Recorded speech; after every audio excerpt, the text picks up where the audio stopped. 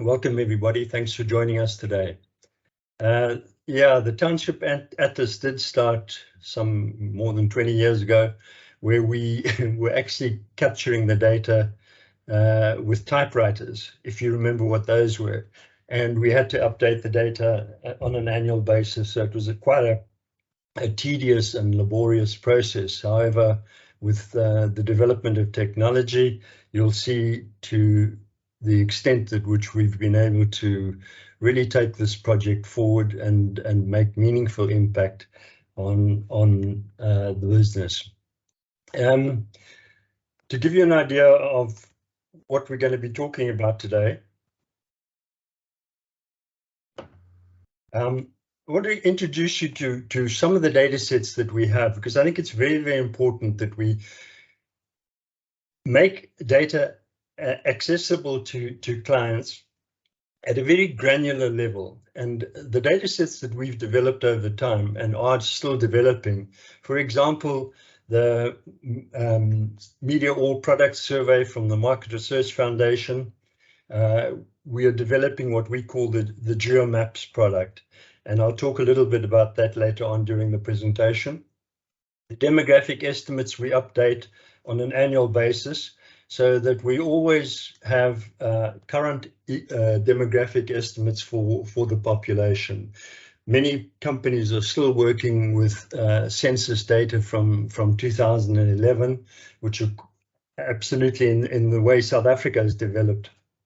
Those numbers are completely out of date. We then have updated the LSMs, the living standard measures. We have income data, we have shopping malls, we have crime data, we have the Township Atlas. We have developed a GDP data set, which looks at the gross geographic product, which gives us an indication of economic activity in the various regions of the country.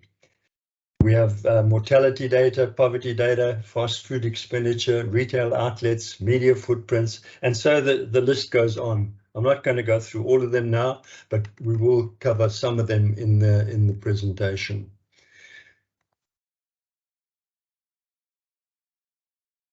Looking at spatial data, we tend to talk in terms of economic geography, and economic geography really looks at viewing of the complex interrelationship between supply and demand.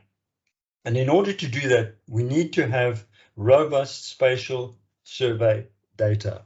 And this is where we look to surveys that have been nationally representative and are what we call area-based samples, so that we can model the data and then map the data according to our needs. It's really about an understanding of the dynamics between supply, demand, accessibility, and consumption. Supply obviously is where the location of where customers can buy the product. The demand defines the number of people accessing or purchasing the product. Accessibility talks to the ease of which people can access products. And then, of course, consumption data, which looks at brand choices and product choices, service choices, etc. Very much in the realm of the information provided in the MAPS dataset. GeoMaps is, as I mentioned before, is a product that we're in the process of developing with the Market Research Foundation. It's based on a survey which, as you can see from the map on the left, covers the entire country. And these dots represent the census enumeration areas within which the survey is taken. It's a rolling survey that takes place during the year over a number of quarters. And it provides us with a wealth of information on consumers and consumer behavior. So, for example, what is in the MAPS data? Demographics, income, employment, psychographics, investment in insurance, loyalty programs, expenses, monthly expenditure. So we get an indication of both the income and the expenditure data, which is incredibly valuable in terms of understanding affordability at a local level. It also covers food and drinks, restaurants, service delivery, and their habits. In addition to that, it covers the alcohol categories across a broad spectrum of products, shopping in terms of groceries, clothing, shoes, etc., appliances, looking at brand information so that we understand the brands that are being bought within the categories, mobile and internet connection, media coverage, social media, radio, television, and print media. So it's a very comprehensive data, and it's a data set that we are currently looking at to develop with the Market Research Foundation. That brings us to the townships. Now, in South Africa, there are 532 major townships, and Africascope has mapped each and every one of these townships, and we have the data imputed into the boundaries of the township. These townships in South Africa cover over 4,000 square kilometers. Just to put it in perspective, that is larger than Joburg and Durban metros combined, which is only 3,900 square meters. It's home to about 19 million adults, about 40% of the population. About just on 9 million live in Gauteng townships, 2.5 million in KZN, and about just under 2 million in Western Cape townships. So the spatializing of the data according to the townships allows to the township boundaries, allows us to understand each and every township and the characteristics of that township. It's not a case anymore of looking at provincial data and trying to extrapolate the data down to a township level. So to take tabular data from Gauteng, for example, maybe filter it by Black population and hope that you're going to start to understand at a very local level. We start at the very basic township level, at the EA level within the townships, and aggregate the data accordingly. So it is very useful information in terms of for developing socioeconomic policy, for example, in terms of service delivery with the governments, local authorities, economic development. We're assisting in governments and municipalities in understanding the economic potential of the townships. And of course, route to market strategies are crucial, and spatial data, accurate, robust spatial data of the townships becomes even more important in planning your route to market strategies. So all the townships in South Africa, every one is different. What we've done is we've mapped, and as the map on the right shows the latest boundaries of the Soweto township. It's the population of Soweto has increased by about 480,000 over the last 12 years. So it's a township that is going places. As you can see, a very good steady growth in the population. A very good coverage of the younger infant and younger markets in Soweto. So if you're targeting these markets, this is certainly an area to be looking at. It's home to about 1.7 million people, and the gender ratio is pretty much the same. About 1.7 Black South Africans, so-called colored South Africans, about 17,000, 2,500 white South Africans living there, and about 1,600 Indian or Asians. In terms of, excuse me, economic activity, about 69% of Soweto are economically active. So it's a township that has a good population growth, a good spread of the demographic, and it is a township that has very good economic activity in it. In terms of the household sizes, it's remained pretty constant from about 3.6 in 2012 down to about, and it's roughly about 3.4 now in 2021. The second largest township in Gauteng and South Africa is Tembisa. The population there has grown by about 154,000 over the last 12 years. And the footprint of the Tembisa township looks something like this in terms of on the East Rand. As I said, a good steady growth in the population over the years. Very interestingly here, we're seeing the 20 to 35 year age group dominant in the Tembisa township. So if that is a target market, this is definitely a township that you need to be looking at. It is skewed towards male. And again, in terms of economic activity, about 76% of the adult population is economically active. Housing sizes stayed pretty constant at about 2.8 over the years. Khayelitsha is the largest township in the Western Cape, and it's the fourth largest in South Africa. Its population has grown at just over 100,000 over the last 12 years. You can see a nice steady increase in the population and a good spread of ages. Here we are seeing the young infants and younger children, as well as the 20 to 35-year-old group. A slight skew towards females in the townships, but about 68% economically active adults. The household sizes remain pretty constant at 3 per, an average of 3. Excuse me. Down in KZN, Umlazi is the largest township in KZN and the 6th largest in South Africa. Its population has increased by about 72,000 over the last 12 years. It's a township that has had intermittent growth in the population.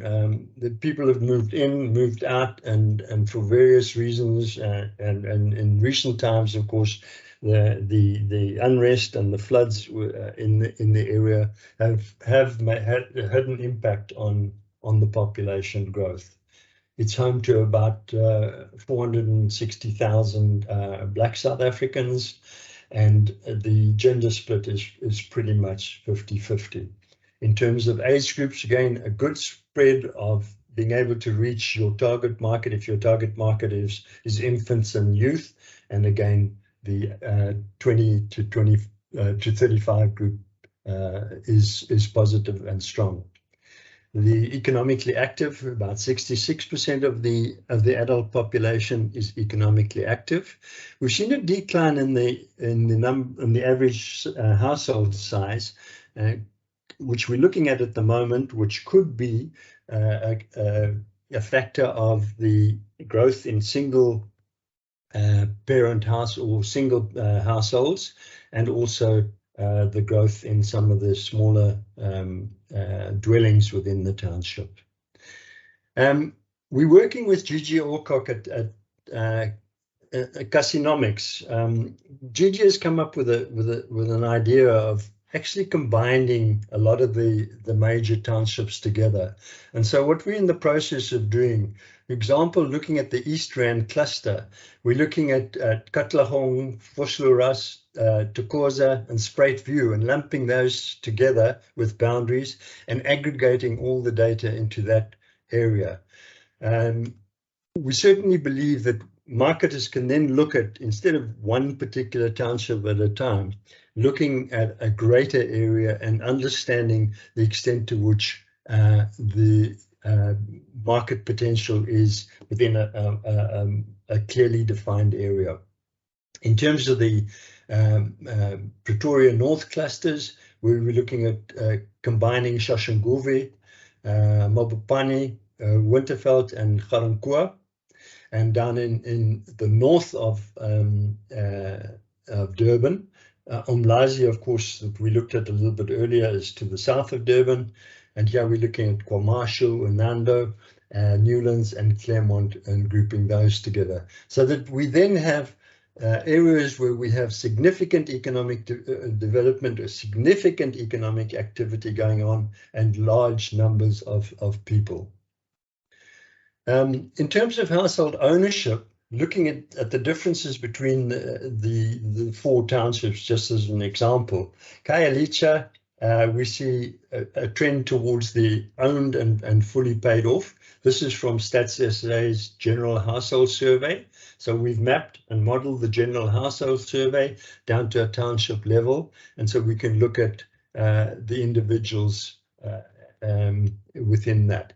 In terms of Tembisa, interestingly enough, is they're rented from private individuals, is predominantly the household type. Interestingly enough, there's a wealth of information available, and I've just picked out some of the interesting stats that I found people often don't look at in terms of understanding the markets and understanding townships. Again, remembering that this is based on the township boundaries, and it's only the activity within the township. So Khayelitsha, and most of the townships, the mother tends to be alive. Fewer fathers are still alive. But what is interesting of that is to look at the extent to which the parents are living within the household. And it seems to be about 40%, roughly about 40% of households have the mothers living in the same dwelling. Looking at household types and comparing it just between, example, Tembisa and Soweto, a house on a separate stand, predominantly in Soweto. In Tembisa, we're seeing the dwelling or flat or room in the backyard. Now, we saw that predominance of the younger males in that area. And this certainly is showing up in terms of the household, the type of household. What we need to be aware of is what is happening in townships like Soweto, where Calgro M3, for example, is developing the Jabulani Junction. Now, these are really new ideas to the townships, where in the suburbs we've always had the gated communities with jogging trails and clubhouses and all the rest of it. But Jabulani Junction is going to have biometric access control, 24-hour manned security gates and clubhouses, and walking and running trails throughout. Orlando Towers, for example, a development with Nedbank and a joint development, Nedbank and FNB, where you're looking at apartments going between 670,000 up to 1 million. So significant development happening in those areas. Calgro's development in Vloerhof, which is just outside Meadowlands, prices start at about 500,000, and they've got really premium quality finishes within these apartments and houses. And these new developments are happening next to RDP houses, for example. And when this kind of development starts to happen, private sector needs to be aware of the opportunities of schools, water projects, healthcare developments, and retail centers. Very important development to keep an eye on going forward in what is happening in the townships. Now, we used the maps data to have a look at, for example, the LSM, the upper LSM groups. We took LSM 8 to 10, using that as a proxy for upper income Black consumers, and look at the distribution using heat maps. One would see that into Mamelodi, Laudium, Attridgeville, Shoshanguve to a lesser extent, the concentrations of upper income black consumers. But what is interesting to see is the influx into the more suburban areas of Hatfield, Linwood, Menlyn, for example, Gasfontein, and particularly Centurion. Using the maps data, we see that about just under 70% of upper LSM consumers work for either the state or an SOE. Only about 24% working in the formal private sector, and very few saying that they work in the private informal sector. Interestingly, and probably concerning, this is an upper income group, and approximately 500,000 of individuals are drawing social grants. Looking at Johannesburg, again, the concentration of upper income black consumers within the townships was Soweto, Alexander to a lesser degree, Vosloorus. And remember, we were talking about looking at expanded areas of grouping the townships together makes a lot of sense. But again, to see that the upper income groups are moving into areas like Hyde Park, around Hillbrow, Berea, and that sort of area, and also downtown Joburg. About 59% of this upper income group living in Gauteng. Importantly, 72% claim to be single, and 49% of those also say they have no dependents, which really means more money, and impacting on where they choose to live, what sort of accommodation they choose, where they go shopping, how they shop, which brands they're buying. A very important and interesting development to be able to see spatially, so that you can understand in terms of your route to market where these individuals are happening. Now in Gauteng, if we look at our shopping malls, we can see a huge concentration of shopping malls in the Gauteng area. Looking at the trade areas, and what we've done is listing all the super regionals and identifying where they are and looking at their trade areas. And then, of course, we can overlay with that the super regionals and the regional centers, as well as looking at the small regional centers, and to see what impact that has had on and what influence that has on route to market in covering whichever particular target market we're looking at that we could have mapped. A question that we all often get is, to what extent are the malls impacting on trading situations and influencing consumer behavior within Soweto, for example? The three big malls in Soweto, Protea Glen and its trade area, Jabulani Mall, and Dobsonville Mall. So we're able to understand the trading area and see what's happening in terms of other retail outlets within those trading areas.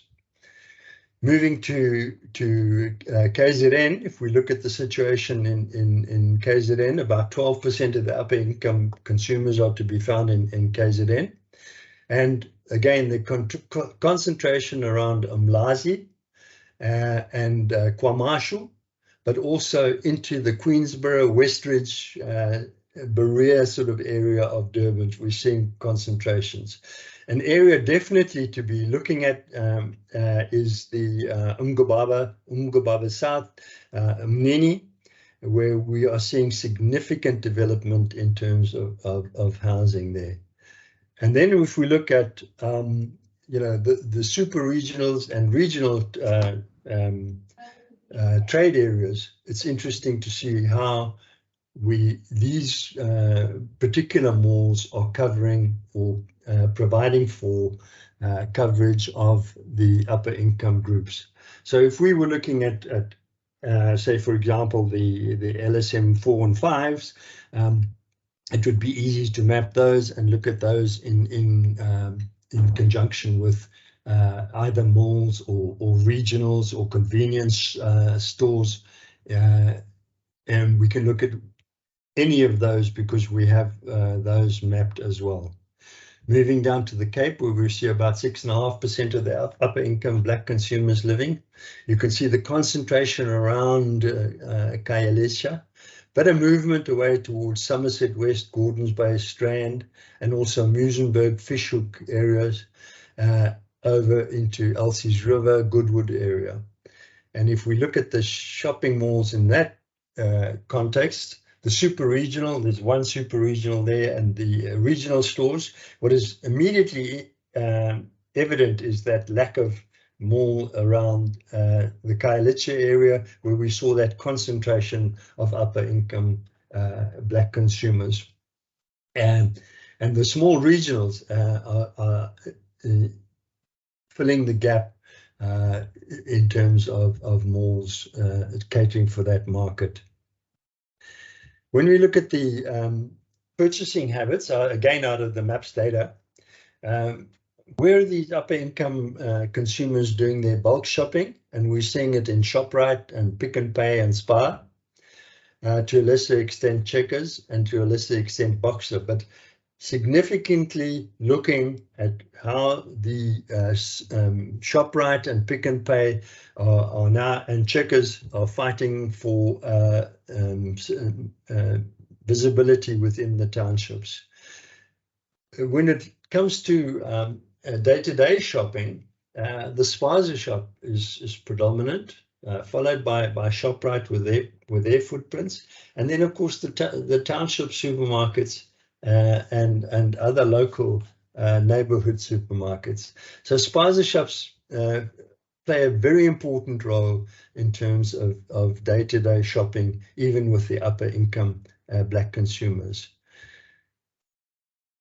So in terms of Spazas and also looking at salons, our data set shows that there's approximately 2,800 Spaza shops in Soweto, about 1,300 in Tembisa, about 600,000 in Umlazi, and 400 just under 500 in Khayelitsha.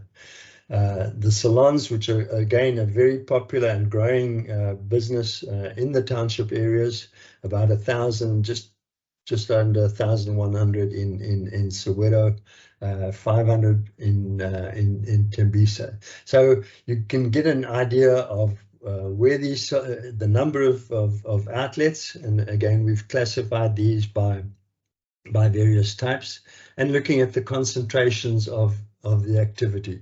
So we've got all the channels covered, from Spaza shops to tabletops to shebeens and bars and nightclubs, etc.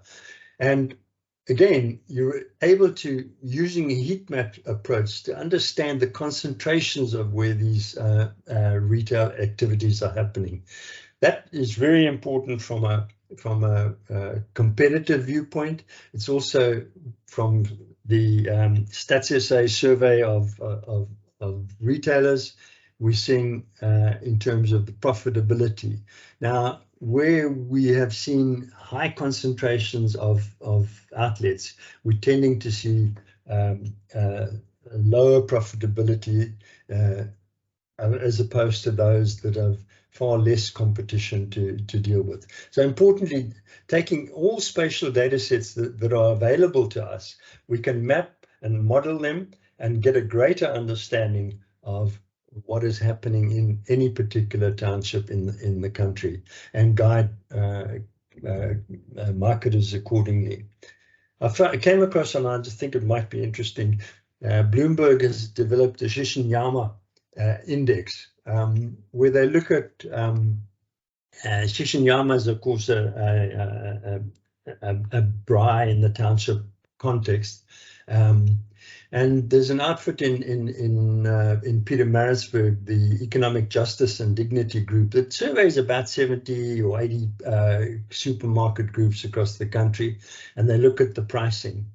And what they're saying is that the in terms of the Shishinyama market, their expenses have grown by 11% from a year ago, compared to Stats SA's general South African increase of 7.6%. So again, we get an understanding of the pressures that the income groups within the townships are facing, and it's important for us to recognize that, and for marketers to look at ways in which we can develop and deliver to these markets. Importantly, again, reaching the consumer, and the MAPS data has an incredible amount of information on media consumption. But what we've done is we've also mapped the newspaper footprints, the radio footprints, billboard outlets, etc., across the country, so that we're able to understand the actual footprint of a radio station in relation to the consumers or consumer target market that you're looking at. We're able to input to those footprints the demographics, the shopping centers, retail outlets.